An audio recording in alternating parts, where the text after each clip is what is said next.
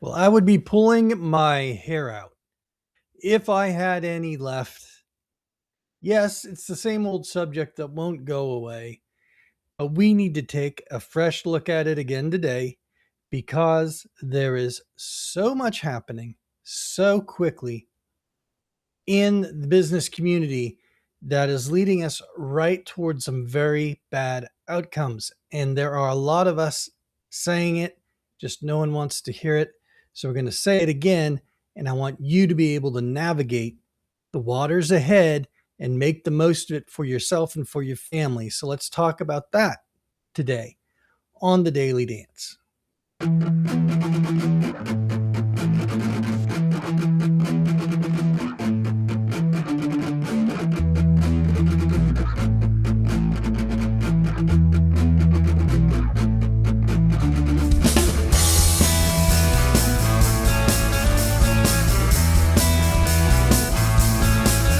Welcome to the Daily Dance with your host, Brad Richardson.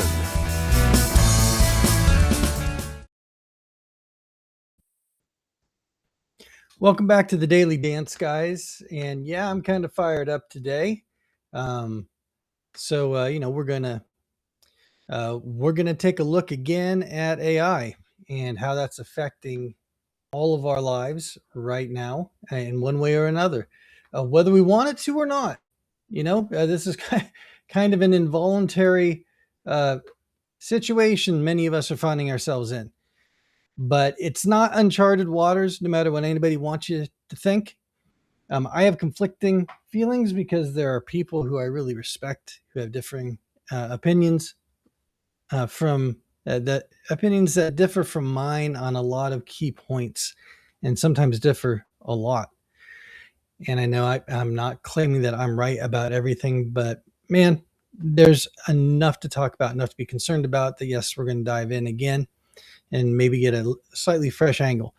Before I get into all of that, we are going to do our daily dance. The daily dance is a place that is supposed to be for training and encouragement, helping you get through your corporate life and life. And we do a daily dance every day. The rule is at the beginning of every day, before you go to work, before you leave the house, you should do a little dance to the music in your own head to get yourself ready for the day. It's a little bit silly.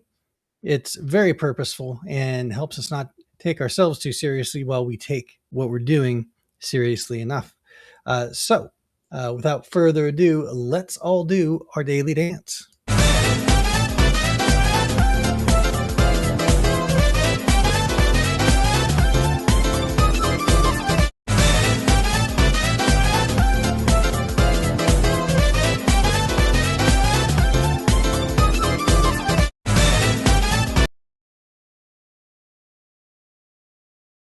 And there we go. All right. And yeah, I notice the difference when I do and don't do my daily dance. It's not like I want to do it. My wife actually reminds me a lot of the times anymore because I got her started on it. And it's kind of like when you get your family involved, you train your kids up on things, these are good things to do. Then they see you not doing it. They're great at calling you out on that. So and that's a good thing. It's a good thing to have people like that in your life. Right. Good. Glad we're in agreement on that. So the rise of the machines. Here we are again. I just there's so many news articles that keep coming up regarding so much of this stuff, and it's just fascinating to me because I look at it all and I go, have we not all watched the robot dystopian movies? And not that those are predictors of the future, but they reflect accurately fears and some scenarios that could play out. There's often a grain of truth in there. And instead of being afraid or concerned about that, overall, we seem to be wanting to plunge headlong into a dystopian AI future because right now it can make certain people a lot of money. And so here we go. And we are not asking a lot of the basic questions that you always need to ask for any big project, and especially software projects. And one of those main ones being, what is this solving for? And I still haven't heard a whole lot on that. I've heard a few people take a poke at it with some arguments that I think are rather weak. frankly. Uh, and the problem with this is that it can make us negative on AI as a tool at all, which I you won't believe me now, but I don't want us to be negative on it as a tool for what it can do, for the place it can fill, just like computers always have filled a place where they can multiply our effort and allow us to get more done. AI tools that are going on right now, and I actually hate to call them artificial intelligence because they're almost not even, but those tools do have a place in your software portfolio. They do have a place in your work life to help you move some things ahead. I use them in certain areas, and for certain things I have friends that are being very effective at doing that. But we are not having some very important discussions, and so because of that, we're ending up with a lot of this, where we're just not remembering what, what it is that we were concerned with to begin with, an intelligence, a soulless intelligence, essentially, and what could happen. So let's take a look at that. Let's dive in, because the rise of the machines. What we've got to do right now, what I hope all of you are doing and learning to do, is that you'll recognize the patterns. That are happening within the AI ecosystem and the companies involved. Because if you go back and see different trends, different mania that's happened in the past, whether it's the dot-com boom, whether it was the housing boom, even apps, as much as we're reliant on those, I think we forget how much people have pushed the pocket every time that there is a new technology, how that pocket gets pushed, because people want to do probably more. No, not probably, always it ends up being more than what it can do. And then we retreat back to a more reliable and practical use of that technology. And sometimes people are just flat out wrong. Anyone remember the Segway? How you may forget there were technology leaders, the big names that were coming out before it was announced and saying, this is going to change how cities are designed. This is going to change the world. And I don't know anyone personally right now that uses a Segway. Maybe you do. It's cool technology. But it did not do what they thought it was going to. It didn't have the effect in society that they thought it was going to have. So these are patterns that you need to recognize. Look outside of tech. Just think business in general, and look at the way that super hyped ideas take hold and mania takes hold within leadership teams and executive teams, and how then everybody hops on that bandwagon. Whether it's different models for project management, whatever it is, there's various different things, trends that get so hyped that they become their own thing. They generate their own gravity, and tech is very much like that. And we're seeing that with AI right now. So if you want to recognize those trends, good thing to do is to follow the money. Okay, you want to follow the money, because there's always someone. You have to ask, who is it that is making money off of this arrangement? Who does it benefit by right now, by having the mindset that, AI is just taking over and every job is going to use it, and it's critical, by the way, to what we're doing, and we're going to get left behind if we don't implement in this, that, or another way.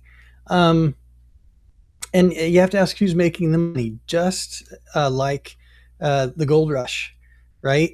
When there was the gold rush, who made the money? Well, it wasn't the prospectors on the whole that made the money. It was the people selling the shovels and the gold pans and the food and all the supplies that the miners needed, and they made out very well. Well, so let's think about that for a second.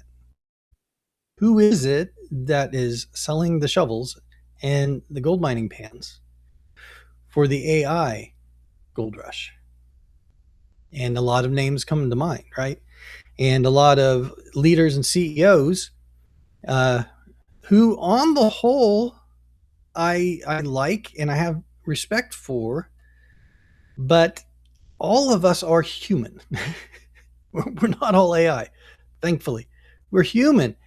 And so, being human, when there is the promise of something that will move us ahead monetarily in our careers, our status, whatever it is, just the goals that we have. We have goals in our minds, things we want to achieve. And if there's something that's going to help us achieve those and move us ahead, we become biased.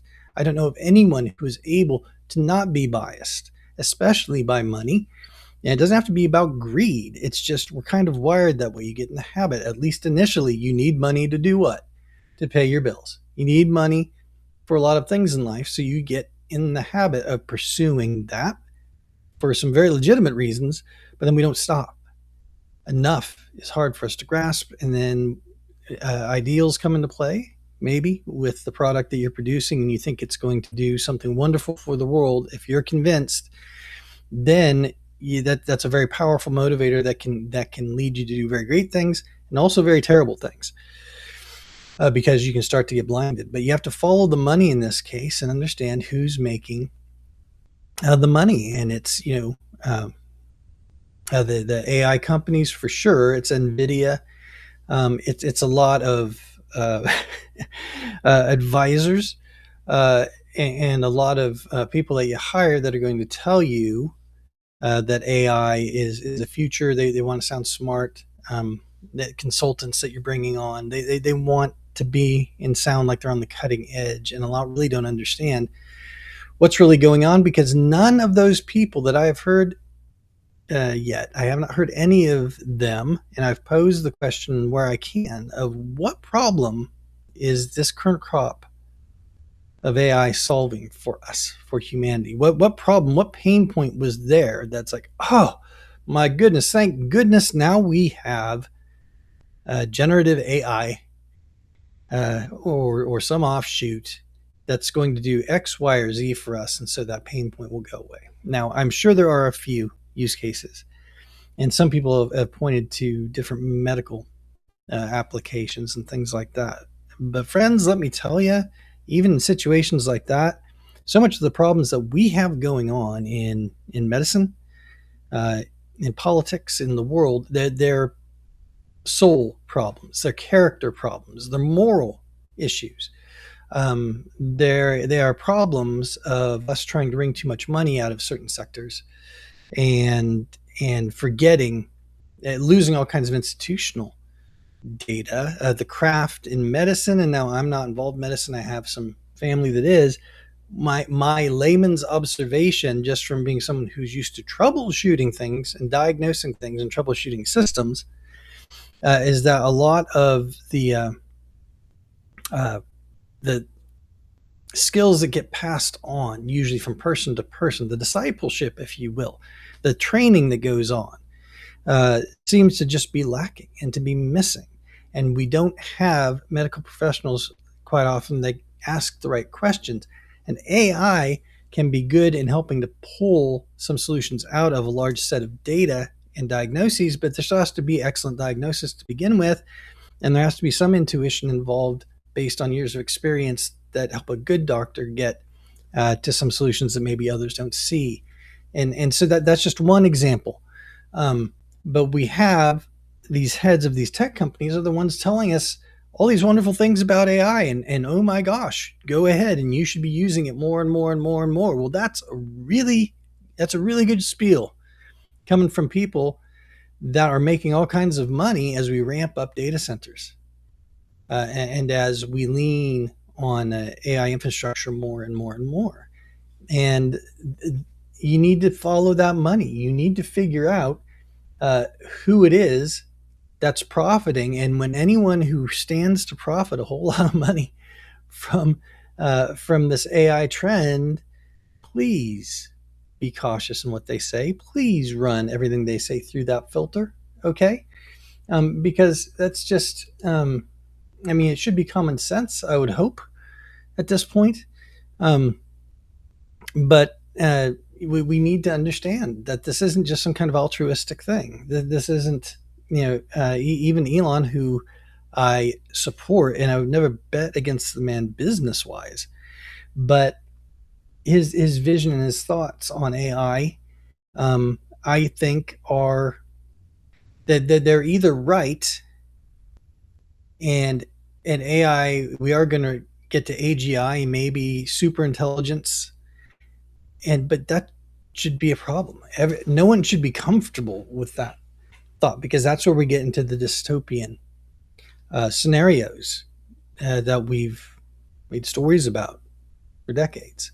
Uh, that's where that can happen, and that should be a problem for everyone, because right now we're seeing all the errors that AI is making. We're seeing the lack of judgment it shows, and um, it at the end of the day, any of these people, any of these guys can be influenced by the fact that they have a dog in this fight. They stand to benefit something and move things forward, whether it's their ideology, philosophy, or whether it's just a money play. They have something to benefit that can cloud their judgment, and we need to be concerned about that. And the other scenario is that if they're wrong, then we're simply expanding, overheating a sector right now that is negatively affecting a lot of jobs. And then the jobs that are supposed to be coming to replace those jobs can go away too, because then when that market corrects, and that's what I believe will happen, because we're going to understand and get to a point where maybe AGI doesn't happen. We start to understand that a mind, as we've come to know it, and other people, it's a metaphysical thing. It's more than just a thinking machine. We are more than just thinking machines, and so it can't replicate that. And so that never happens, and things will contract back. And yes, there will still be AI tools, and they'll be used in certain ways, just like there's still websites and a lot of e-commerce and all that stuff that weren't there before the dot-com boom. But it's going to contract, and a lot of those jobs go away, and that'll be a problem. And so I want everyone, I'm hoping all of you can hear that and just think through things as they're happening. Because if you think through what's happening, you understand who's benefiting right now. That goes back to understanding the game that's being played, and hopefully you can be ready for what comes next. Okay, because there's going to be a response. There's going to be that rubber band is going to snap back. It is going to get let go, and it is going to come flying back at some of us, probably a lot of us. And so you need to be ready for that. In 2008, when the housing market crashed, I benefited from that. I wasn't a homeowner at the time. We were getting ready to buy. And of course, prices went down. The place where I was working was actually being funded by private equity at the time, and they ended up destroying that business. That's another story. But at the time, money was flowing in, regardless of what was going on in the economy. So money coming in, housing prices going down, we were able to buy at a really great price. And so it benefited us through no great planning of mine at that time. It was just a matter of doing what I needed to do, taking one step in front of the other. But if you can be ready in these moments, in these times, then you can prosper. There's a lot that can happen that you can benefit from if you're ready for it, and then you're not crushed by the correction. If you're not in a position where so much of what you're doing is dependent upon the hype of what's going on with AI, so that you get caught in the downward spiral, you can be ready, and you can be ready to take advantage of that. So before I exit from all of that stuff, and then let me review real quick. That's so we've got recognize the patterns, follow the money in the whole AI sector and what's going on right now. We understand what voices are making money from the AI hype and hyping it up, and so don't look to them as prophets of what's going to happen. And then be ready for a correction. Be ready for what happens next in our economy and in the AI sector, and in technology. Be as ready as you can be for what happens next so you can take advantage of it and you're not caught in any kind of collapse. I also then want to mention, again, come back to the thought of just AI itself. This is kind of a bonus point, I guess, and it's just realize that at best it's going to be a multiplier. And right now, we've never been good at getting all of the information in our businesses and all of our processes and all that stuff running well enough so that it can really take advantage of this. Because if it's a multiplier, it's going to multiply whatever you've got going right now. Look at the business you're in. Look at whatever dysfunction you've got going. Do you want that multiplied? Do you want it sped up? See, so AI can be a good tool, but there's a lot of prerequisites. There's a lot of things you need to do that we've always needed to do, that we've always had a hard time doing, and you still need to do those things before you can turn to a tool that is going to help you accelerate, that is going to help you speed up. If you're going in the wrong direction, you're just going to go there faster. It's very much a Captain America and Dr. Erskine moment, right? It's like the serum, it mattered who it was applied to because it was going to multiply everything within them, right? And it is the same thing, I have to say, with AI. It's going to take your business and it's going to multiply whatever you've got going. And that's assuming that different AI agents and products get applied and used properly so they can even do that. There's going to be a lot of places where they try to get applied and they just fail. And you back out and you waste a lot of money. But we need to understand that there's all these different steps, all these prerequisites. If you've got consultants coming in to your business that just want to hop on the AI bandwagon without first asking about, okay, where's your data? Is it clean? What kind of technical debt already exists in your organization, right? That we're also horrible about going back and cleaning up our technical debt. And for those of you that don't really follow all that, technical debt is just sloppy coding. Things in software and coding that haven't been cleaned up, that have been they were done good enough, but they are things that can really cause problems and slowdowns and breakage down the road. And so you always want to be able to go back. You're supposed to leave room to go back and clean things up so your code is clean, your software is clean. And the same idea for processes really is that you need to have processes well documented and works. And I would say even better if you already have software where you've actually you've got your SOPs, you've got your documentation, and they are very much baked into your software and how it operates. That there's a close correlation between the two. And if you have all that happening, now you can go ahead and take an automation tool like artificial intelligence tools are, and now you can apply that. And yes, you're going to gain some efficiencies. Yes, it's going to help you to get more done. Yes, it can help you to move faster. But that's only if you've done all your homework first. That's only if you've done everything that you need to first. Okay?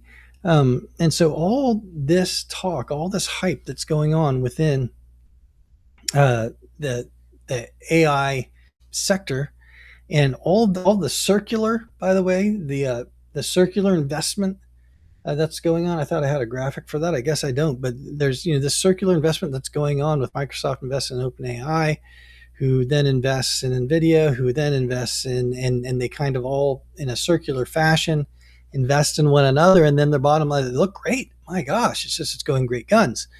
And yes, if you are a savvy investor and you're looking to ride this up and then get out at the right time, you can make a lot of money too. Absolutely.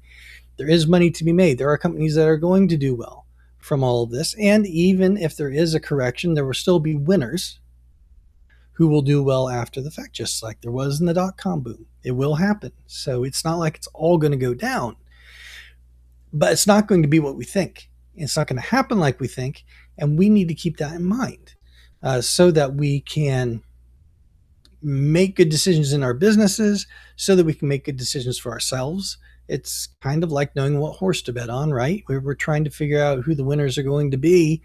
And you need to research and study, and you need to be a little bit skeptical. And at the head of that, of being skeptical, needs to be, who's benefiting from all the current hype.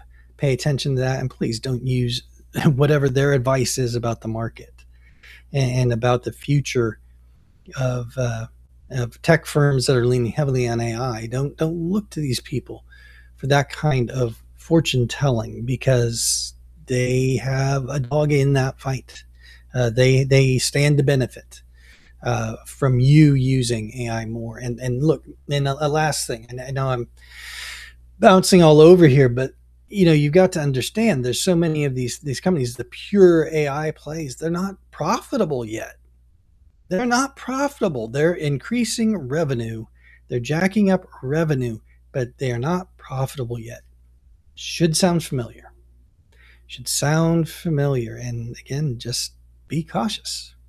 Be cautious. I can't tell you what the best way is to navigate this precisely. All I can say is keep your eyes open, careful who you listen to, be prepared as best you can for things to change radically, and don't be shocked when some AI companies go away. And some win, some lose. My thought is that really you're probably going to have the same old big players that will have AI absorbed and incorporated into their stack, kind of like Google is already. They've got an application, they've got a way to leverage and apply AI within software they already have. So they're well positioned, and that will hang around. But frankly, there's a lot of stuff that people are trying to use AI for right now that is ridiculous, and it isn't helpful. Saw an article online about an executive catching their HR department leveraging AI for pre-screening of applications and of resumes, and realizing that there were problems there because of the parameters they were giving it to screen by. And yes, that can be more of a person problem than an AI problem, but it's always going to be a person problem. It's people who are entering the prompts. It's people who generated the data that AI uses. I have to correct, and I'm sure you run into this all the time yourself. I have to correct and have arguments with different agents sometimes on things that I know well, and I have sources to quote, and I have to argue with it when it's trying to give me a wrong answer, and I'm having to tell it no, that's not the case. And guys, anything, I've said it before, but anything that's trained on the internet, just consider all the information, conflicting information that's out there on the internet. And this is what your AI agents that are out there in general are pulling from. Always why, if there are products, so I want to say this real quick. I'm coming up on time here. Thanks for hanging with me. But if you have products that have been utilizing AI in a very specific manner for their product, and there are loads out there that have been doing this for years already before the latest hype came about, and they have AI in their product and they've trained it to be very good at very specific tasks, that's awesome. Loads of those products that I love and that they apply it well. That's not what I'm talking about. I'm talking about this general generative AI and the AI that is out there in general that is pulling from all the information on the internet. And we're expecting it to be able to use good judgment in discerning what is true and what is not. And that's going to get played, and that's going to get corrupted because it's still garbage in, garbage out. So a lot to think about. I wish I had more definitive answers and instructions for you to help you navigate this. But all I can say is, it's not slowing down just because people keep hyping it. And we need to understand the people who are hyping it, they can sound so confident and they can sound so smart. But no, sometimes just waiting a beat before you pull the trigger on projects with new technology like this. There is due diligence to be done. Do it as fast as you can. If you're concerned about velocity, I understand it, but we still need to do our due diligence on anything that we do that we want to be successful at. So anyway, homework for this one, create your own AI strategy. Create an AI strategy for you. Take some time, set it aside, think through how are you going to leverage the capabilities of the current crop of AI tools that are out there. Go ahead, find ways, think of ways that it can benefit you. But then also define some limits for yourself. Learn where the troubled spots are, to where maybe where AI isn't reliable, where it isn't ready yet, where it isn't mature enough yet. Find ways to leverage it better. If you're a business owner, or you make decisions within a business, please make sure that you're doing everything you can to limit your people from putting company information into just a general platform and not one that has a secure storage of your data for you. If you're buying some kind of enterprise license, through Microsoft and using Copilot and all that, you should be good, but you need to verify whatever AI tool you're using. You need to verify what you have. And using just the free tools and letting your people put their stuff willy-nilly into that isn't a good idea. It just isn't. If you want to use AI, awesome. Go ahead and pay for it. Pony up and pay for a platform that's going to give you some security, some dedicated storage for you that doesn't go back out into the general pool, that's just for your company, so that your data doesn't get out into the wild where you don't want it to be.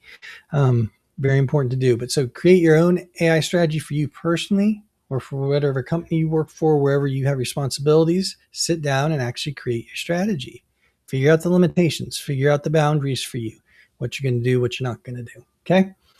You will save yourself a lot of headache, I believe. So thanks for hanging in and listening. I guess this will be a subject that we go through again and again until we get to the other side and things have settled down and more realistic expectations have been nailed down for what we're going to be doing with these tools and how they're going to be integrated into the software we already use.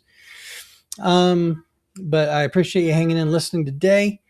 Sorry for the cat meowing in the background. That's definitely the sign that it's time to wrap this episode up. So you can find us on X and on YouTube and on Rumble and on LinkedIn, and love it if you would find us on Locals. And please share with friends and family that may benefit from the things that we talk about here. Different subjects every time. We do talk about culture and work culture. I do like to focus on training up, especially if you're in the middle management in companies. That's where things tend to break. And so I love to help out there. And we will get back to more of that. But we've got over 60 episodes up now. So, please spread the word and let people know. And hopefully we can start to have good conversations around a lot of these topics, and that we can walk through it all together to be more successful. We want the good guys to win. We want the good guys to finish first and not last. And that's part of the great motivation here at the Daily Dance. So thanks again for joining us. I hope you will join us next time. And until then, just remember to keep